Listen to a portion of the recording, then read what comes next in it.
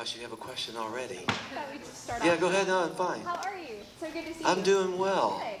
So you and I are similar in age. I would love to hear your perspective because I think it's incredibly awesome that your music is still so relevant. My what again? That your music is so relevant. I mean, in this day of the Forrest Franks and the Josiah Queens, as the video was just playing, I want to hear your perspective on that. Just on my perspective about music being relevant? Yeah, like, you know. I guess it's a matter of opinion.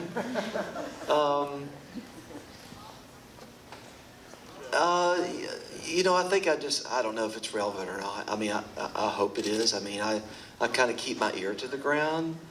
I work with people that I'm old enough to be their dad. I'm not afraid to take chances, and I love adventures, and I've always wanted to musically just explore a continent that's never been discovered before. And I don't think there's anything, I'm not doing that to be famous, I'm just doing that because as creative people, we're supposed to be the best. And so how do we create something that's just so enlightening and amazing, and people go, wow, and I can say it's all for the glory of God, you know. So I'm actually in the studio making a new record, and I'm having a blast. So all these pop things falling out of the sky, and I'm just catching them. So, and then tonight you'll find out I'm doing a song with Joe and Luke tonight. So we're going to do a song called "Place in This World" that's 35 years old. Yeah. So, kudos to those guys. Of just they, you know, it was their idea, and it was obviously part of their story, and Rebecca and all that. And when they asked me to be a part of it, I said, as long as you make it yours and let me just fit in and be a part of it. It's been really fun to see it. A lot of people think it's a brand new song, but that's okay.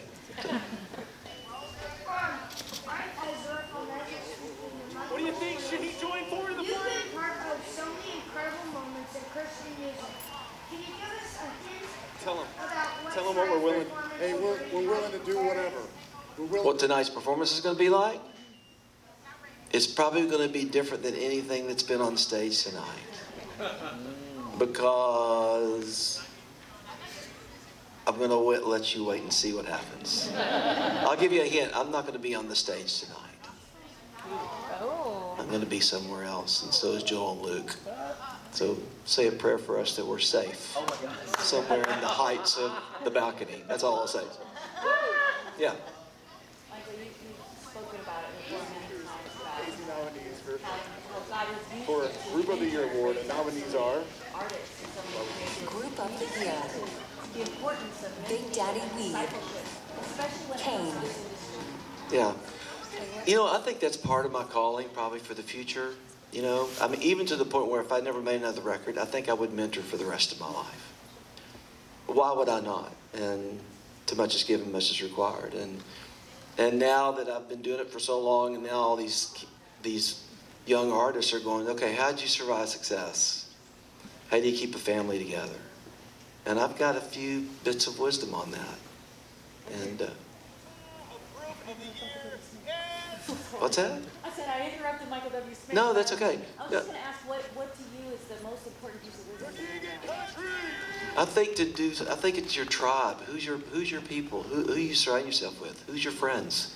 Who you walk in life with? You hanging out with good people? You hanging out with not so good people? I have a prayer group that's been together for 36 years. And they hold me accountable. And I'm married to this amazing woman of God for 43 and a half years. So, and then as you get older, you go, oh man, you can't afford to blow it, man. It's too much at stake. And so you just stay the course. You stay the course. You stay the course. And you don't look at that. You go west, young man. No pun intended. So, those kind of things. So, Hey, Michael, yeah, go. what was it like doing a song and having Jesus play drums on it? I mean Jonathan Rubin. Yeah. No, Jonathan and I have become really dear friends, and we've been hanging out a lot lately. And I just was hearing his story, talking about our past, and he said, "Yeah, I played drums in a jazz club." I said, "You play drums?"